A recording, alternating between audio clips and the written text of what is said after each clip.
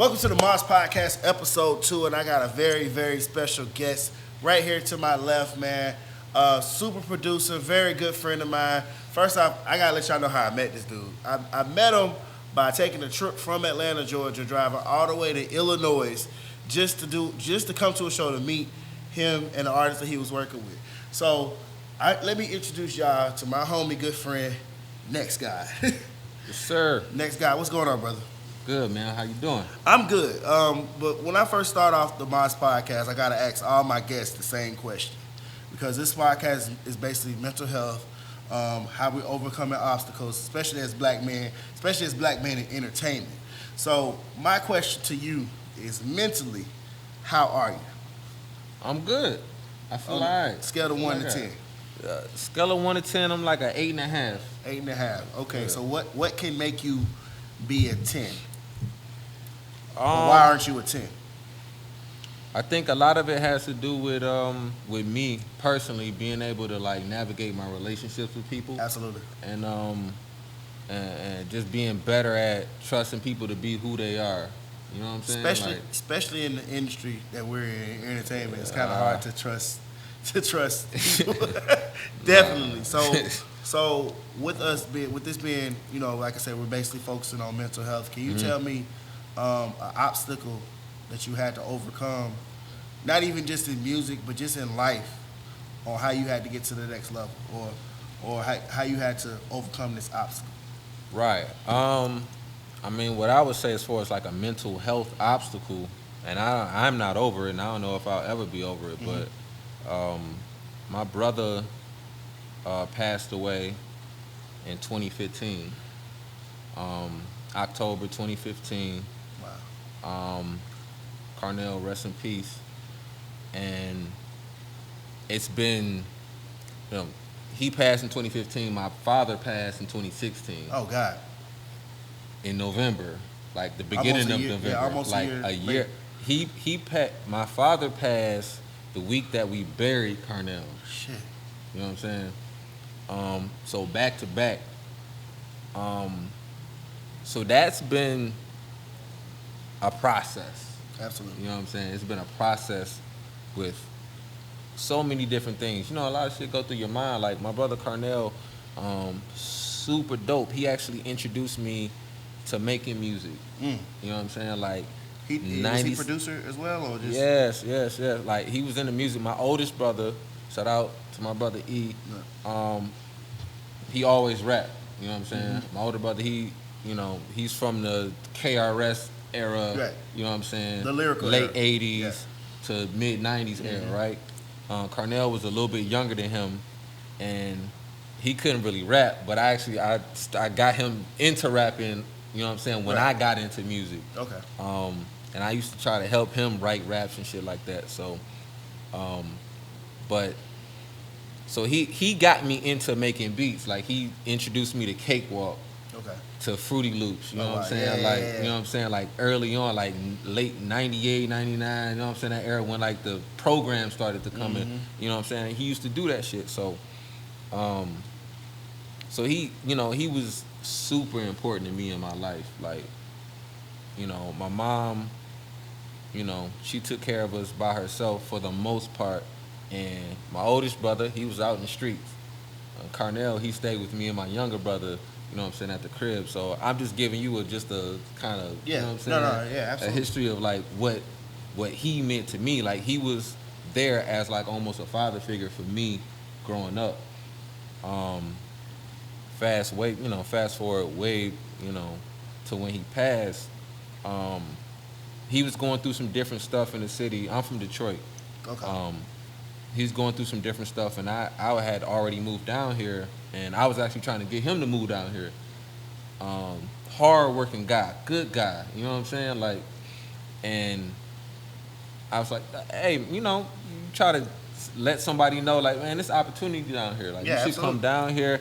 You ain't got to, if you can stay with me, you ain't got to worry about nothing, and we'll find you a job. He was a chef.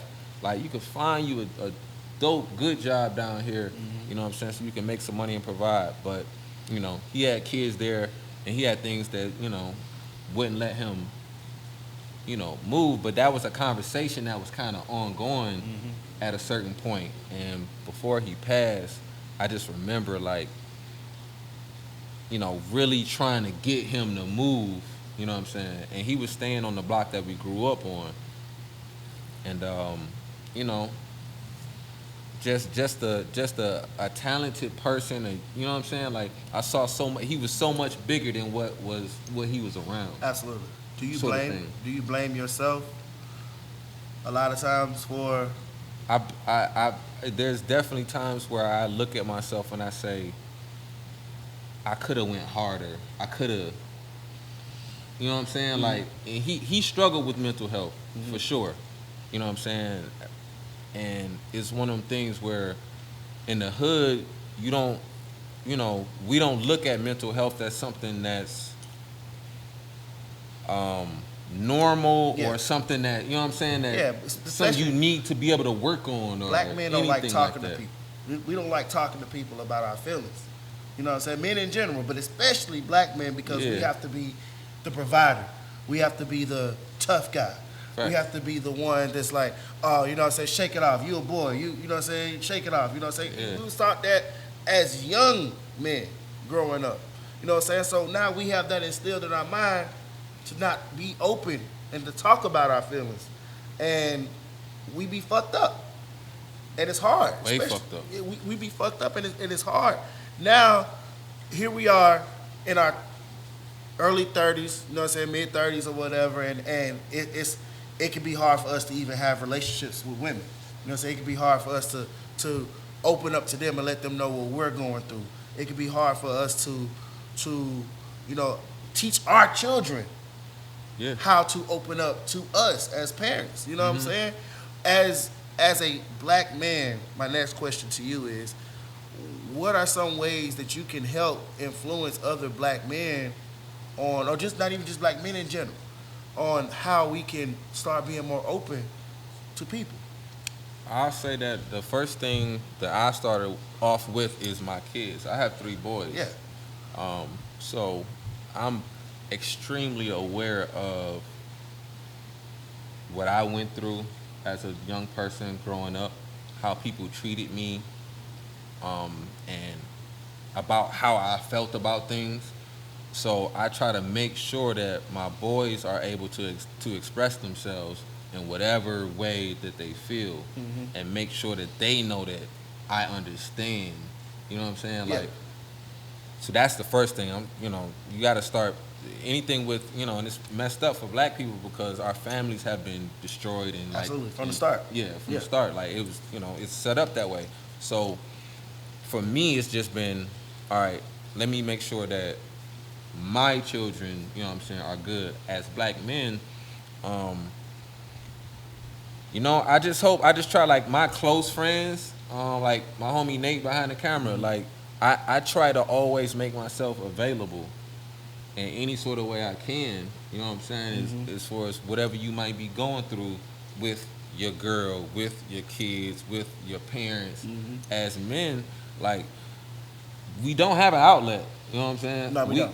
We have to try to be each other's outlet. So I try to make myself available. I just try to be like, hey, man, look, I know you might be going through something or whatever. I just try to, I'm intuitive, so I see people and I try to just put myself in positions where I might be able to help.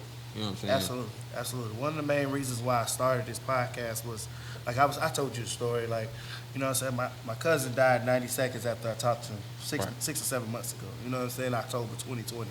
And I've been trying to find ways to cope.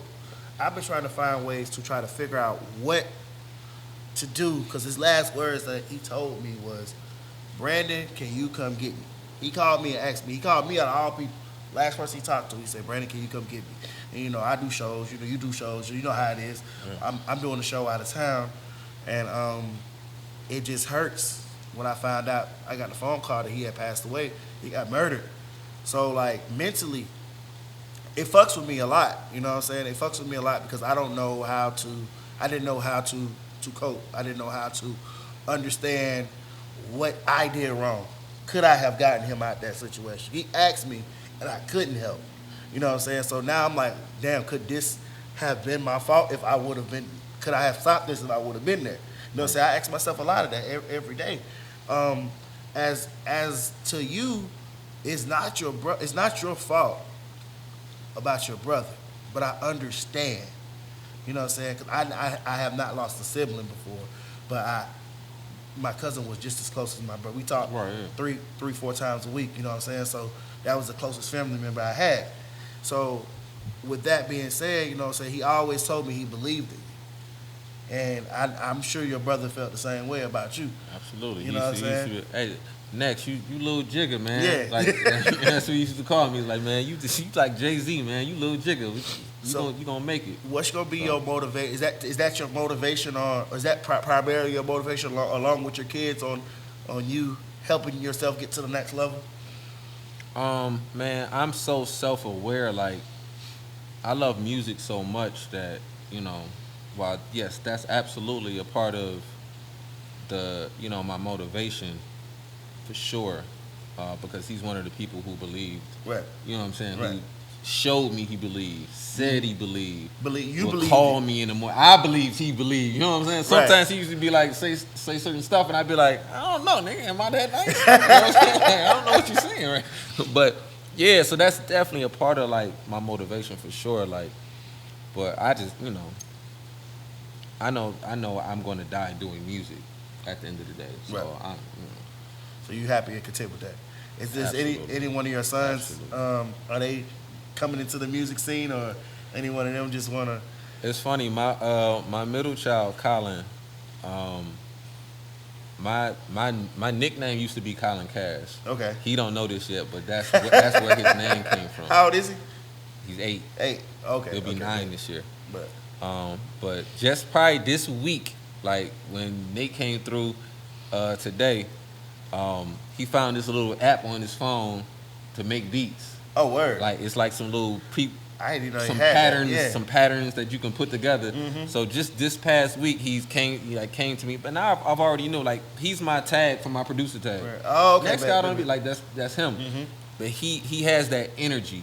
You know what I'm saying? So I know he's gonna do like something that comes from me. I know. Absolutely. You know what I'm saying? That's dope.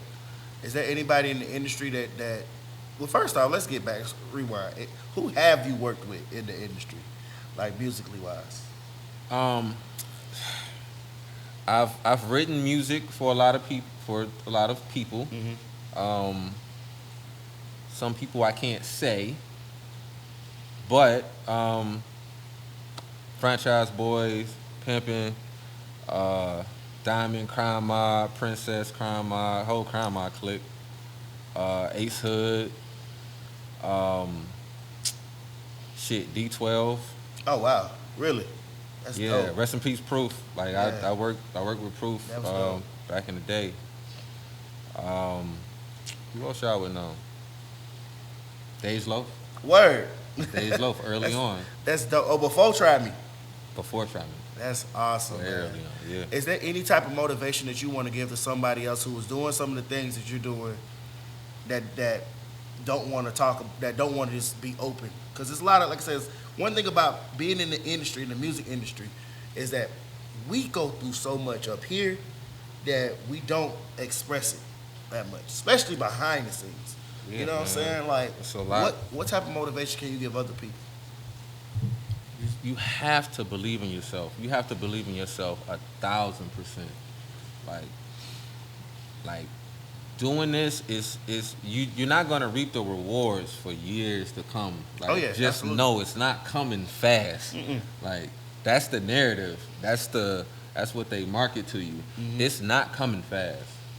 You gotta believe in yourself. You know what I'm saying? Like, right. You gotta know that this is what you want. Sure. And that's in anything in life. You just gotta know this is what you want. You gotta go get it. I just watched homegirl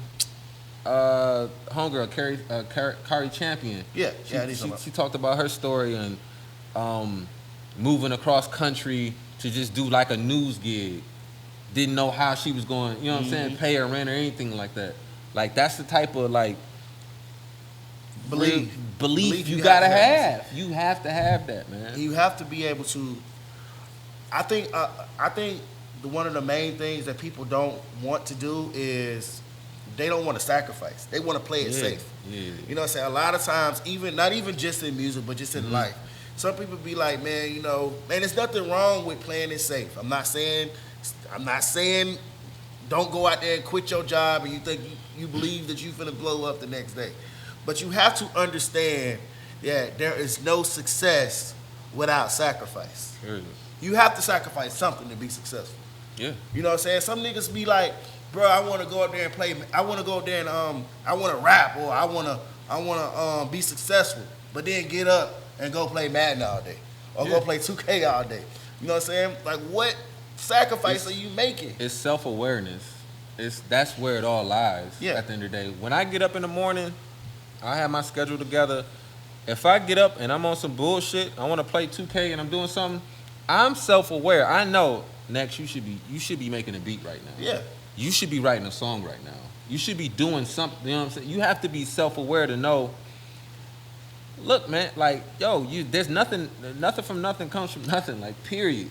Now, before you gotta put the work in. Before you got to where you at now, was you playing Madden consistently? I mean, 2K and all that stuff, like consistently on a daily basis, or like what sacrifice did you make to get to where you at now? I made every sacrifice. I ain't do none of that. Like, of course you could do it now. I worked 2-3 jobs to make sure I had money to get to the studio to do, you know what I'm saying, to like record and stuff. So like I didn't have time for any of that. I had kids relatively early, so I'm big on like parenthood. Yeah. So it may be a little bit different for me, just, you know what I'm saying, just from that. Like I've never had like distractions on my radar. Now the other thing is, like I said, my oldest brother was a street dude. Like I grew up and saw from the bottom to the top, back down to the bottom. I saw the dead bodies. I saw the friends go to jail. I saw the aunties turn on you. Die. I saw the niggas turn on you. That's a big one. You know what I'm saying? Yeah. I said, I don't want to be a part of that. Yeah. That's not the route. You know what I'm saying? Oh, trust me. So I didn't have like this distraction wise. I kind of understood early, like I need to concentrate on what I'm trying to do and really figuring out what it is you want to do. That's the first thing. Right. Of course. So with that being said, what is your future goal? Like, what's next? What's next for next? That's a bar. 100 million. I need 100 million. I feel like I'm at a point in my life right now where I don't know if anybody else. I do checks on my. I just had a birthday, May 1st. Okay, congrats. I do checks on my, like, my new year always starts on my birthday. It don't start on the new year. You don't start on January 1st like everybody else should do. Yeah, I do a check on myself every year, and I just look at my life and see, all right, where am I at opposed to where I was last year, as far as where I was 5 years ago. And I like to make sure that I'm setting my goals high enough, and make sure that, like, I feel like I'm on the right path. You know what I'm saying? Right. Like, I'm doing what I need to do. From there, I'm looking at, all right, what do I add? Who do I subtract? You know what I'm saying? Who did I meet during this path that isn't benefiting me? Right. At the end of the day, like, it's not good for my growth. And for me, that's what I do every year. So every year I'm gonna say 100 million until I get 100 million. There you go. You have to, and it has to come more than it's the belief, it's the sacrifice, it's the motivation, and also you got to be right up here. Yeah, you got to. You know what I'm saying? A lot of times niggas just feel like, okay, I seen this nigga blow up overnight, I can do it too. No, bro. No, it can't work like that. It don't work like that. No, man. I felt like I moved to Atlanta 2004, 2005. Okay. I've been here for a minute, right? I had to move back home to Detroit because shit got bad. And I had to get my mind together. I had to get my mind right. Like, I could have went back home and got a job at a little plant or somewhere and just been back home working, you know what I'm saying? like everybody else. But at that time, I got into meditation heavy, and I made it a point to say, a year from now, I'm gonna be back in Atlanta, and I'm gonna go get to where I'm supposed to go get. And I said that to myself every fucking day that I woke up for a year, and I don't know how I did it to this day, but it happened. But it happened. You know what I'm saying? What's something that what's something that don't nobody know about you that you willing to share? I know I used to rob people in 02. Mm-hmm. Word, for real? Yeah. In Atlanta or in Detroit? In Detroit. Nigga the street see you. I used to go. There you go. I used to go to University of Detroit Mercy. Oh wow. Okay. Oh, I got some stuff. Hold on. Okay. I went to University of Detroit Mercy. I played with Willie Green, Darius Beelan, Dope Squad. Word. Shout out to you Rashad really you play ball? No, I play ball. Okay. I got a story for you. I used to my coach, old coach Perry Watson. Shout out to Perry Watson. Mm-hmm. He was the former assistant coach for Michigan University, the Fab Five. Okay. Chris Howard, Chris Webber. Oh wow. Okay. Juwan Howard, all the boys, right? Yeah. They used to come practice with us all the time. So, but he also had NBA guys. Right. All right. So I used to play with Jerry Stackhouse, Allen Iverson, Eric Snow, Howard Isley. This is back in like 02? This is 02, 03, okay. That era, like right there. Oh, this is when I was hot. That's what I'm saying, right? Okay. Rest in peace to Ben Green, Willie Green, his cousin. Right. One day we this is after like a practice. We didn't practice, and Iverson, Eric Snow, some other NBA guys, they was like, hey, we need something from the store. Send somebody to go to the store. Mm-hmm. So me, I'm the freshman. Ben Green, he was a freshman too. Right. Iverson threw us the keys to a Hummer. So we went and got in the Hummer, rolled over, got out on 6 Mile, on McNichols, got up on Livernois, rolled. We didn't go straight to the gas station. We rolled all the way down to 8 Mile. We y'all joy riding in Allen Iverson's Hummer. Wow. Go around, stopped at the gas station, got some little chips and stuff, stopped at the Subway, and came back to the gym. But yeah. That is wild. There you go. Jordan, these niggas we joy, yeah. In AI. AI super cool, man. Super cool. He never found out. Nah, he know we joy right now. He probably suspected it. We ain't come right back. Oh, that's funny as hell. Well, I definitely appreciate you, next guy, for like sharing a story with me, like letting everybody know, saying this side of you, saying instead of the music side of you. Right. Is there anything else that you would like to share that you really just want to get off your chest? Oh man, not too much. Just anybody that's in our space, man, in entertainment. Just keep grinding. That's corny. Like keep grinding, but believe in yourself, man. Like it's so much talent out here that don't get to where they need to go because they quit before they get there. Like this social media shit, like you gotta know how to manage that shit. True. You can't pay attention to that shit for real. Yeah, people it's care all about fake. The numbers. Oh, this nigga got 50,000 followers.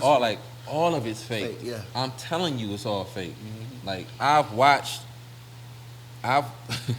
I've worked with people who do the reality TV and all that. Like everything we're watching is fake. It's all fake. Like just focus on your craft and get really good at what you do.